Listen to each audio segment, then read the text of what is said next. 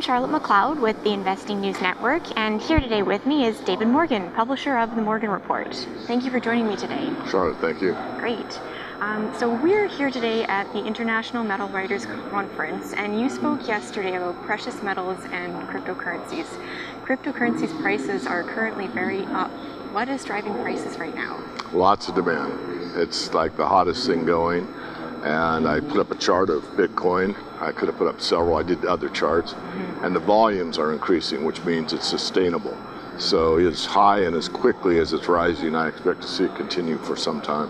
Right. So you do see it continuing for some time, but it sounds like you're not too interested in getting into the market yourself. Why is that? Well, maybe I indicated that. I wrote my first piece was about 4 years ago, and it was titled My 2 Bits about Bitcoin. And I had one concern at that time, and that one was basically as the blockchain expanded, it would take more and more time for it to process data. And that's true, but that problem has been overcome now. Technology is technology. It doesn't solve all our problems, but it could solve many.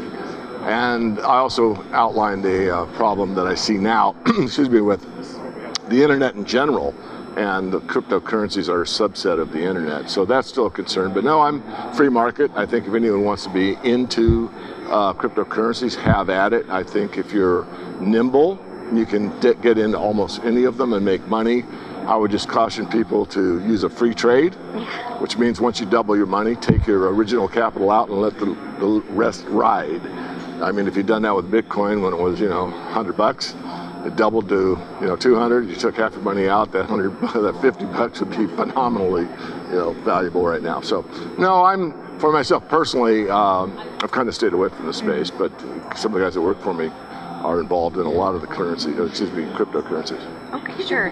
And you did talk about an opportunity you're working on, consulting on, to kind of link precious metals and cryptocurrencies. Could you explain that a little? Sure. There's already, and I don't know them all. It's not a space that I'm studying. I don't know it extremely well, but there are some precious metals backed cryptocurrencies, and like there's Bitcoin, there's a precious metals debit card that I'm very familiar with. And I think there's going to be a hybrid system where you use a blockchain with gold backing, for an example. And I gave the fact that I'm working on a system with someone else, and we're gathering some brain trust to implement it in Indonesia primarily, because of the youth of that continent and the fact that most of them are already very familiar with gold. Almost all of them, to a man and woman, have gold. So you've already got gold dispersed throughout a huge population base that's very technologically oriented. They want to do everything off of their phone. So the platform could be created that combines the two. It's got a high potential. Okay. Are there any other ways that you see technology influencing the precious metals space moving forward?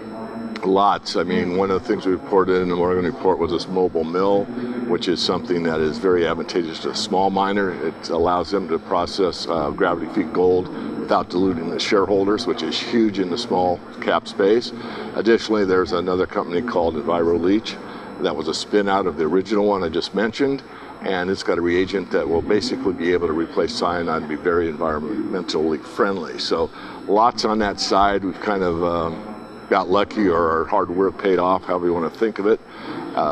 Looking ahead, what technological changes are available in the industry that could make a profound impact. Okay. Now, I think I would be remiss if I didn't ask you about gold and silver prices. Do you have any predictions for the rest of the year? I do. This sounds like a setup, but honestly, I just finished silver price forecast for 2017, available for free at my website. Just go to themorganreport.com, put in a first name and give us an email address, and you will get access to that report. I just finished it like 2 weeks ago for another conference I was speaking at, and I had to have it up on the website because I was handing out postcards promoting the free report. Okay, perfect. Last question. Any other commodities you're looking at right now? I think last time we talked, you mentioned you're looking a little at energy metals.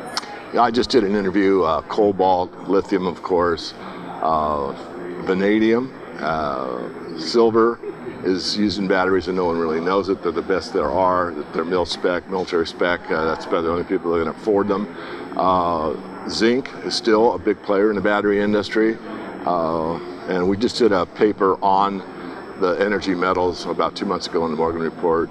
And there may be one or two I'm not thinking of right now. But we're looking across the space. We always try to stay, a step ahead if possible, which is tough to do, on whatever's making a meaningful difference in the resource sector. Okay, well that is all for me. Thank you so much for joining me today. Once again, I'm Charlotte McLeod with the Investing News Network, and this is David Morgan.